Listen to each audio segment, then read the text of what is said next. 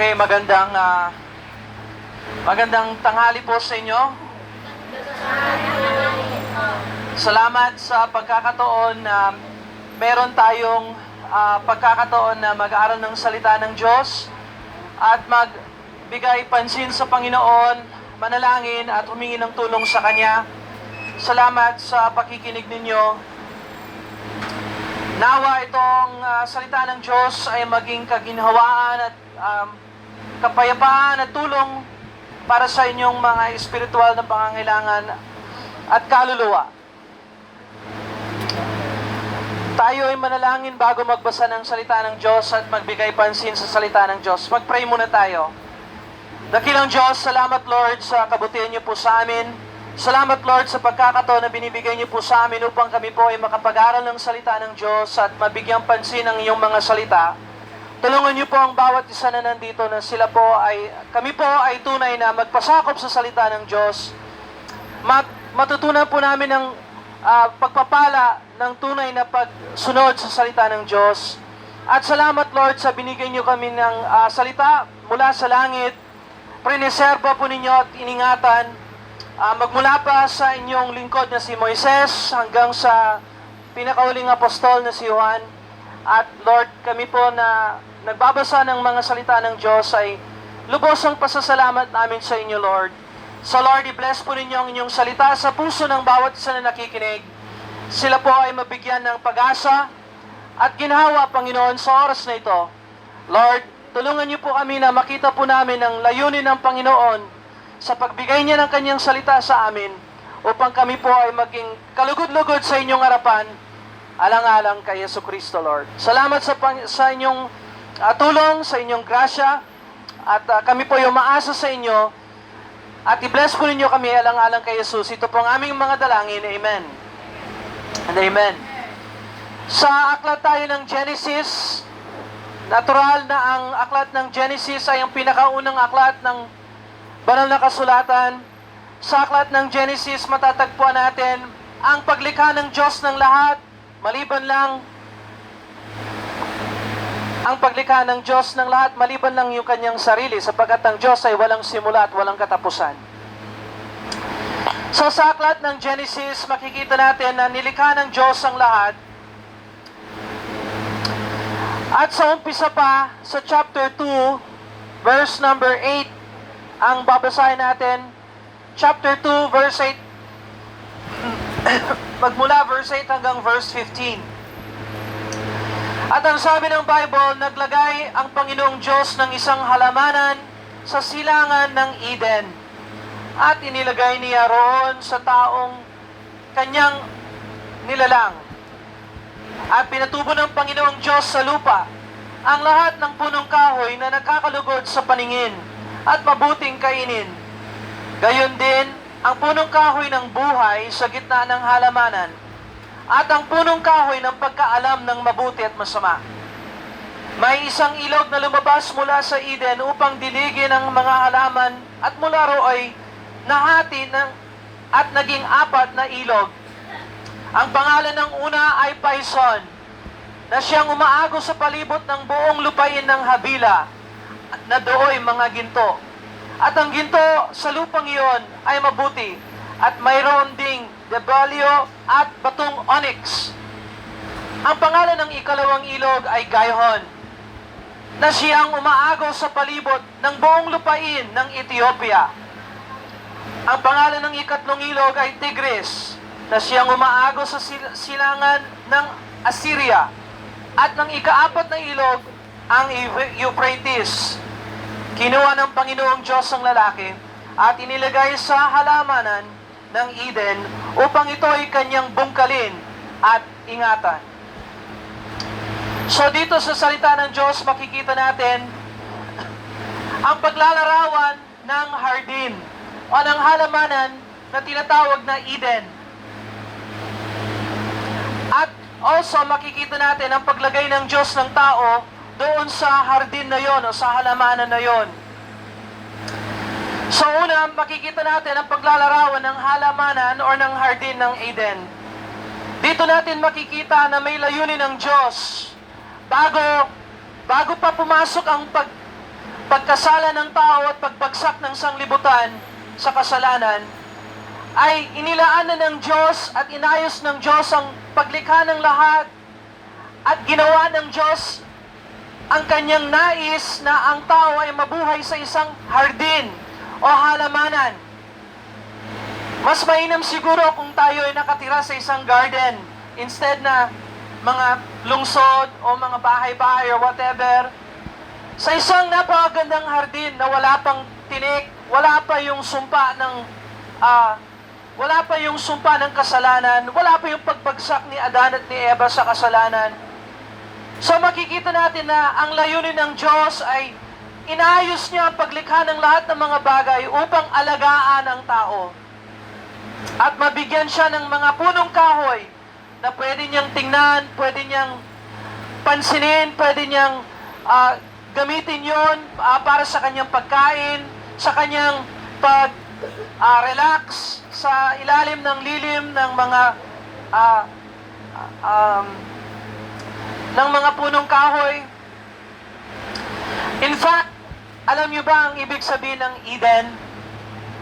So tawag ng Bible dito, Garden of Eden, or Hardin ng Eden, or halamanan ng Eden. Ano yung ibig sabihin ng Eden sa Hebreo?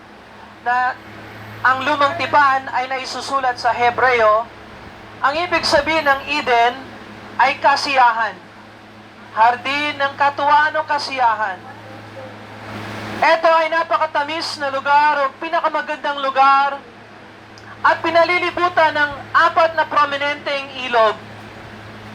Siyempre, ang geography ng lumang tipan ay hindi na katulad ng geography natin ngayon. So, hindi talaga natin alam kung nasaan itong Habila, nasaan na itong Assyria, Euphrates, yung mga nabasa natin na ilog, Pison, Gihon, 4 yun eh.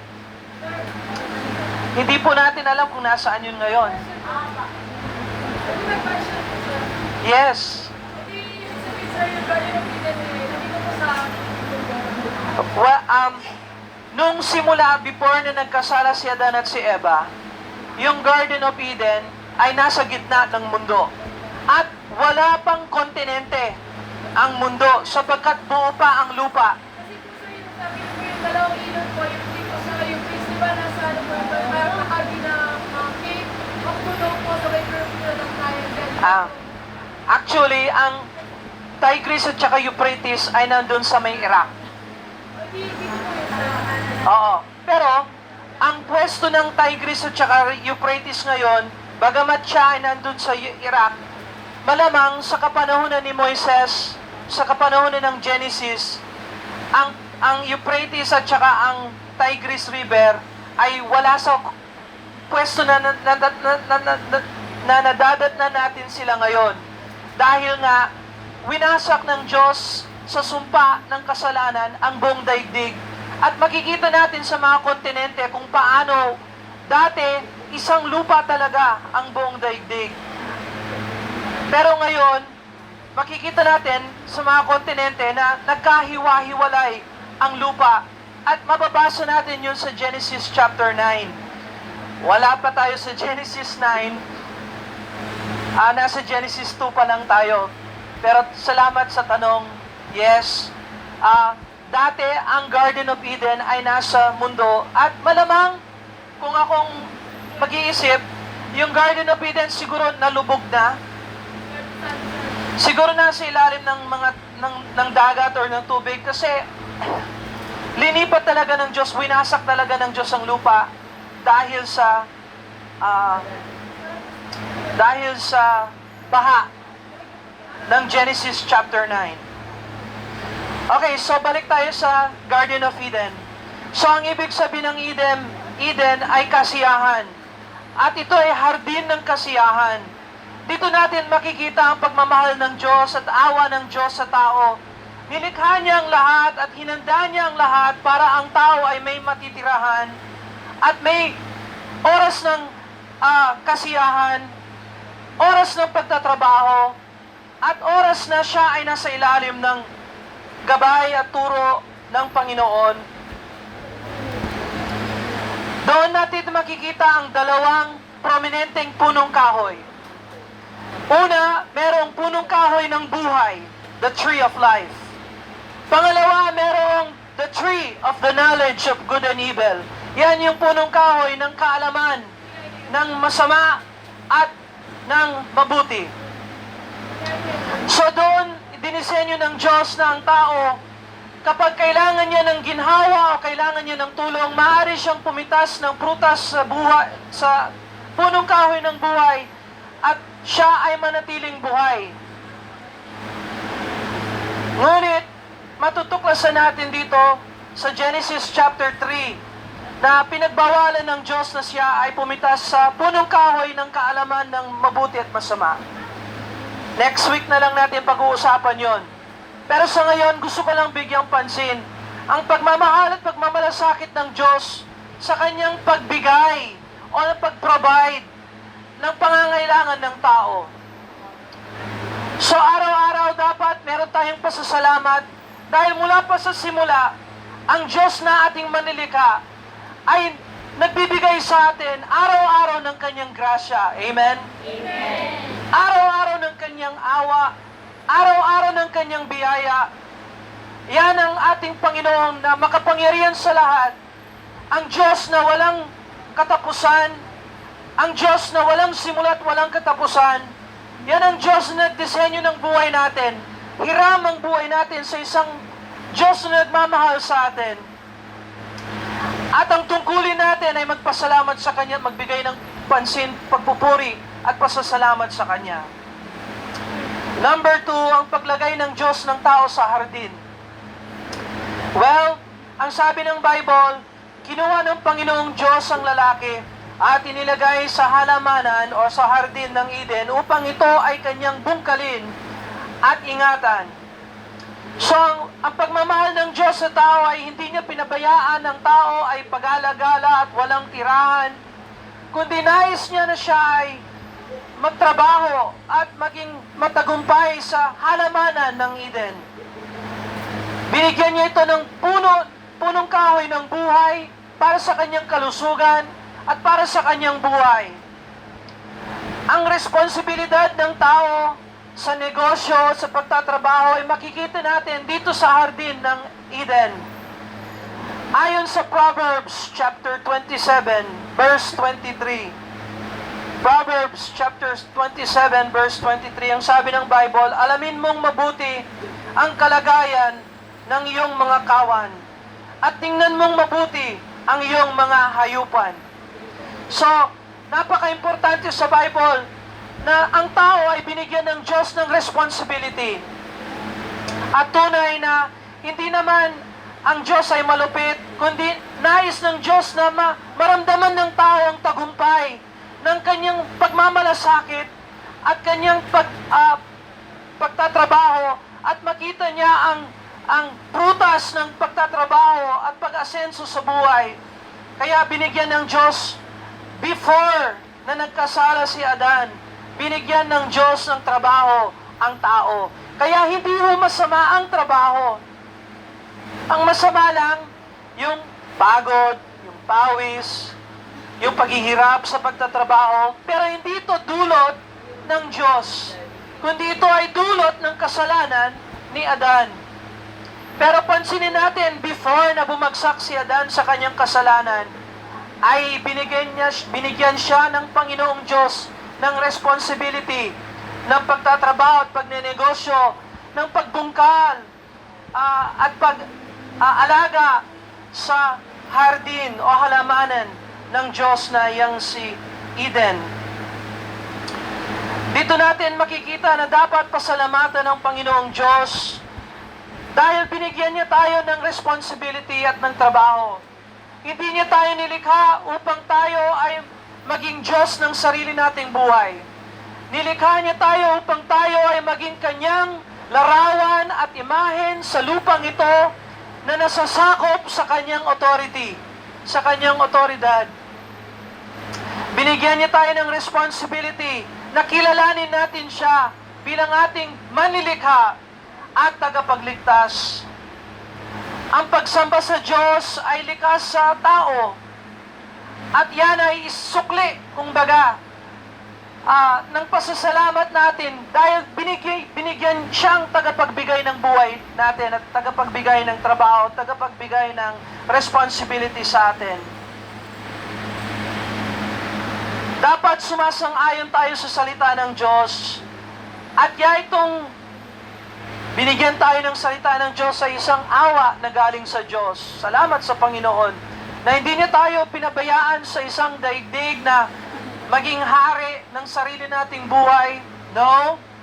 Ginawa niya tayong tao sa kanyang larawan, sa kanyang wangis, upang hindi natin makalimutan na tumingin sa itaas at manumbalik sa Panginoon, magbalik loob sa Kanya. Amen? Amen. In fact, ang pagtatrabaho ay napaka-importante. Sabi ng Bible sa Bagong Tipan, kung tanungin natin si Paulo, si Apostol Paulo, sa 2 Thessalonians chapter 3 verse 10, ang sabi ng Bible, sapagkat noon pa mang kami ay kasama ninyo, aming iniutos ito sa inyo, kung ang sino man ay ayaw magtrabaho, ay huwag din namang kumain. So tingnan mo, ang kaalaman, ang wisdom ng Panginoon patungkol sa buhay. Ang ayaw ng tao magtrabaho, edi huwag din siyang kumain. Paano naman kung gusto mong kumain? Edi magtrabaho. Amen? Amen. So karunungan kaalaman ng Diyos ang kailangan natin upang magsumikap. Hindi ito makukuha sa pawis lamang at tiyaga, sipag at tiyaga, sabi ng tao. Hindi, kulang po yun. Sipag, tiyaga, at pagbalik loob sa Panginoon. Sipag at tiyaga at pagtiwala sa Panginoon. Amen? Huwag kalimutan na ang Panginoon ang tagapagbigay, na ang Panginoon ang tagapamahala, na ang Panginoon ay ang Diyos na manlilikha at Diyos na tagapagligtas. Kaibigan, katulad ni Adan, tayong lahat ay may pananagutan sapagkat tayong lahat ay binigyan ng buhay ng Panginoon. Lahat ho tayo, ang buhay natin ay hiram sa Diyos. At kinakailangan tayo ay magpasakop sa Panginoon. Kilalanin natin ang ating pwesto sa lipunan na ito. Ito ay mundo ng Diyos, hindi ng sino man. Siya ang nangangasiwa ng lahat, siya ang nag-aalaga ng lahat, at tayo ay kanyang mga nilalang. At kung tayo ay tunay na magsisi at tumanggap sa Panginoong Jesucristo, tayo ay maging anak ng Diyos. Ang pananagutan natin ay haharap tayo sa Diyos balang araw. At kung paano hindi natin siya binigyang pansin, maaaring hindi rin tayo bigyang pansin sa araw ng hatol. Pero kaibigan, grasya ng Diyos kung pag-isipan mo ngayon ang dulong wakas ng ating kaluluwa. Kung ngayon ikaw ay magsisi at tunay na manumbalik sa Panginoon, at tunay na tumawag sa kanyang pangalan, humingi ng tawad at humingi ng kaligtasan, dahil kay Jesucristo na siya ay namatay, nilibing at muling nabuhay, maaari ang sino man na tumanggap sa Panginoon. At kapag ikaw ay nagpakumbaba at tumanggap sa Panginoon, tatanggapin ka ng Panginoon alang-alang kay Jesucristo. Amen? Amen. So tayo ay sumailalim sa Diyos. At ito ang lesson ng Genesis chapter 2 verse 8 hanggang 15. Sa susunod, babalik ako at tingnan natin kung paano binigyan responsibility ng Diyos na huwag kainin ang punong kahoy ng kaalaman ng mabuti at masama. At kung paano sumaway ang tao na nilagay ng Diyos sa hardin. At yun ang simula ng sumpa ng Diyos sa kalikasan. Salamat sa pakikinig ninyo sa salita ng Diyos. Salamat sa tanong. At nawa ang salita ng Diyos ay maging ginhawa at tulong sa ating kaluluwa, sa ating isip ngayon. Lumapit tayo sa Panginoon sa pamamagitan ng pananalangin. Ilapit natin sa Kanya ang ating mga request. Dakilang Diyos, salamat Lord sa pagkakataon na binigay niyo sa amin upang kami po ay makapag-aral ng salita ng Diyos. At maalala po namin na nilagay mo kami dito sa lupa hindi para maging hari ng sarili naming buhay, kundi matagpuan po namin ang layunin ng Diyos. Matagpuan po namin ang salita ng Diyos. Matagpuan po namin ang kapayapaan ng Diyos at kaligtasan ng aming kaluluwa. Dahil sa gawa at buhay ng Panginoong Jesucristo na siya'y namatay, inilibing at muling nabuhay ayon sa banal na kasulatan. Kaya dakilang Diyos, tulungan niyo po kami, hindi dahil sa aming sarili, kundi dahil sa Panginoong Jesucristo. Lord, i-bless po ninyo ang bawat isa na nandito. Alam po namin, hindi kami karapat-dapat, pero alam po namin kayo ay Diyos na makabagin at nagpapatawad ng lahat na nagsisisi at sumasampalataya kay Kristo. Kaya Lord, i-bless niyo po kami alang-alang sa Kanya. Ang aming mga pamilya, i-bless po ninyo. Ang aming mga mahal sa buhay, i-bless po. Ang aming mga anak, i-bless po ninyo. I-bless po ninyo ang mga umahawak sa mga kaso namin, Lord. Palayain niyo po ang lahat na nandito, Panginoon. Bigyan niyo po kami ng pagkakataon na maituwid ang mali. At kami po hindi makakalimot na magbigay ng pasasalamat at pagpupuri sa inyong kabutihan sa amin. Salamat sa grasya ng Diyos. Salamat sa dugo ng Panginoong Jesucristo na nag-aalis ng kasalanan ng lahat na nagsisisi at sumasampalataya sa Kanya. Salamat, Lord, sa inyong blessing sa amin. Tulungan niyo po ang bawat isa sa kanilang isip, bigyan ng kapayapaan at ginhawa. Lord, sa kanilang panustos sa pangangailangan nila, Lord, at hilom sa mga nangangailangan ng hilom. Dakilang Diyos, salamat, Lord, sa inyong kabutihan sa amin. I-bless po ninyo ang inyong salita sa aming puso. Ito po ang aming dalangin sa ngalan ni Jesucristo. Amen. Amen. Salamat po sa pakikinig ninyo sa salita ng Diyos. Meron po akong babasahin. Kung pwede, pakibasa, tapos pakibigay na lang sa iba. Pag nakalaya na kayo, may church kami dito sa Tuktukan. Nasa babasahin na yon, information namin. Pag pumunta kayo doon, may tulong kami para sa inyo. Salamat sa inyo. Salamat po.